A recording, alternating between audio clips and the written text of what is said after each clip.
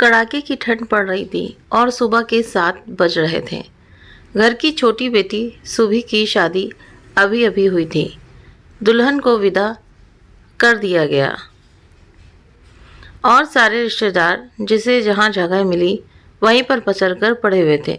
शादी की थकान थी, इसलिए कई लोगों के खर्राटों की आवाज़ भी जमकर आ रही थी। ऐसा लग रहा था कि खर्राटों का भी कंपटीशन चल रहा हो, जबकि घर के बुजुर्ग और रिश्तेदार महिलाएं रजाई में दुबकी दुबकी ही चाय की चुस्कियों के साथ आपस में बतिया रही थीं, जिन्हें कल रात तक ठंड नहीं लग रही थी और बन ठन कर इधर उधर घूम रही थीं। वो सारी लड़कियां रजाई में घुसी हुई थीं। कोई देखकर पहचान नहीं सकता था कि रात को जो चमकते दमकते चेहरे थे वो यही लोग थे। और दूसरी तरफ घर की दोनों बहुएं रचना और शिवानी दौड़ दौड़कर फरमाइशें पूरी कर रही थीं। किसी को चाय चाहिए था तो किसी को गर्म पानी, जो महाराज घर में काम के लिए रखा गया था तो 8 बजे तक आएगा। तब तक बहुओं की भागम भाग अच्छी खासी वर्जिश हो जाती। सबको चाय देने के बाद दोनों भी रसोई में पहुंचकर चाय पीने बैठी ही थीं कि पीछे पीछे सासू माँ विमला जी भी कपकपाती हुई रसोई में आईं और बोली, अरे तुम दोनों कहाँ चाय पीने बैठ गईं? अभी तो कितना काम पड़ा है।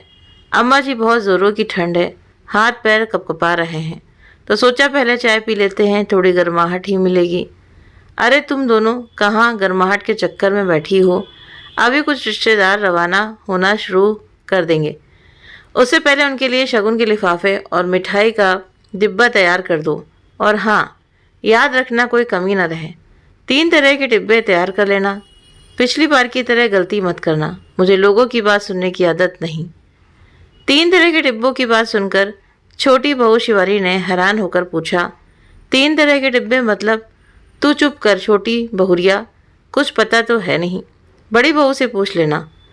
उसने तुम्हारी शादी में भी काम किया था तो उसको अच्छे से पता है, बस लापरवाही ना करे तो। कहकर विमला जी रसोई से बाहर निकलीं और जाकर रजाई में दुबक कर बैठ गईं। शिवानी ने अपनी जेठानी रचना की तरफ देखा तो वो बोली, अभी काम करेंगे ना तो पता चल जाएगा, परेशान क्यों हो रही हैं? चल पहले कोठरियार में चलते हैं, वहीं 3 तरह के डिब्बे रखे होंगे।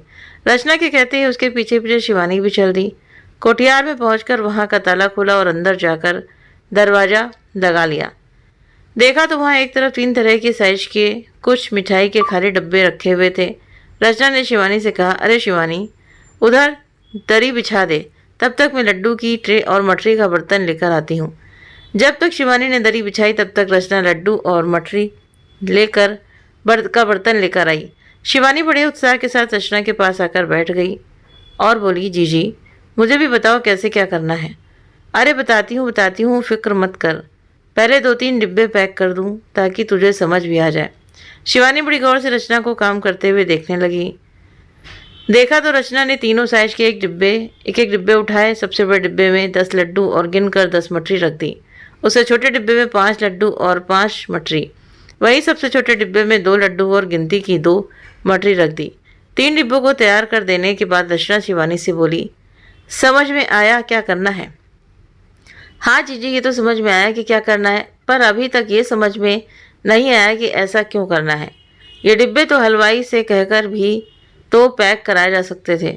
अरे मेरी भोली देवरानी, हलवाई से कराए जा सकते हैं, पर थोड़ा सा पैसा बचाने के चक्कर में अम्मा जी कराती नहीं। हाँ ये बात तो सही है, भला कौन बहू की सहूलियत देखता है।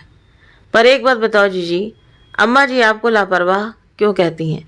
जबकि मैं तो शुरू से देखती आई हूँ आप हर काम बहुत ही तरीके से और समय पर करती हैं। और ये 3 तरह के डिब्बे क्यों? देख, शादी में हर तरह के मेहमान आते हैं, कुछ खास होते हैं और कुछ से सिर्फ व्यवहार निभाना होता है। उस हिसाब से ये 3 डिब्बे तैयार किए हैं। जैसे जो घर के खास रिश्तेदार हैं उन्हें ये बड़ा डिब्बा दिया जाएगा, जो यार दोस्त हैं उन्हें दूसरा वाला डिब्बा दिया जाएगा, और जो कभी कभार शक्ल दिखाते हैं ऐसे रिश्तेदारों को छोटा डिब्बा दिया जाएगा। ओ, और हमारे मायके वालों को? शिवानी ने प्रश्न भरी निगाह से रचना की तरफ देखा तो रचना बोली, अभी तूने सुना नहीं अम्मा जी ने क्या कहा? यही कि मैं लापरवाह हूँ, बस यही लापरवाही तो की थी मैंने। हे जीजी, ये क्या बोल रही हो? और ऐसे कहे कि लापरवाही हो गई थी तुमसे? ने मुंह पर हाथ रखते हुए हैरानी से कहा। तो रचना ने जवाब दिया, पता है तेरी शादी के वक्त अम्मा जी ने मेरे मायके वालों को ये छोटा सा डिब्बा मिठाई का देने के लिए कहा था, पर मैंने नहीं दिया। मुझे तो वो मिठाई का डिब्बा देते ही शर्म सी आई, इसलिए मैंने अपनी मर्जी से एक बड़ा डब्बा मिठाई का दे दिया। फिर जीजी अम्मा जी नाराज नहीं हुई। नाराज मुझसे 3-4 दिन तक बात नहीं की थी। मुझे और मेरे घर वालों को खूब कोसे जा रही थी। पता नहीं ये ससुराल वाले बहू के मायके से आता हुआ बहुत अच्छा लगता है, पर मिठाई का डिब्बा तक उन्हें देना इन लोगों को बहुत खलता है। उन 3-4 दिनों में अम्मा जी ने बहुत ही जीना दुश्वार किए हुई थी। आखिर जब मैंने माफ़ी मांगी तब जाकर शांत हुई थी। घर में किसी ने अम्मा जी को कुछ नहीं कहा, कौन क्या कहता। अम्मा जी किसी के सामने थोड़ी ना कहती हैं, वो तो पीठ पीछे टोसती रहती हैं। सबके सामने अच्छी वाली बनी रहेंगी, लेकिन अकेले में 10 ताने सुनाती हैं। खैर छोड़ो इन सब बातों को, फटाफट मिठाई के डब्बे पैक करो, नहीं तो अभी अम्मा जी चिल्लाते हुए आ जाएंगी। दोनों बहुओं ने मिलकर सभी मिठाई के डब्बे तैयार कर दिए। अब धीरे धीरे सभी रिश्तेदारों को विदाई और मिठाई के डब्बे अम्मा जी खुद अपने हाथों से देकर विदा कर रही थीं। क्योंकि ठंड बहुत ज़्यादा थी तो खुद तो पलंग पर बैठी बैठी विदाई दे रही थीं, जबकि विदाई और मिठाई के डब्बे देने के लिए शिवानी को खड़ा कर रखा था।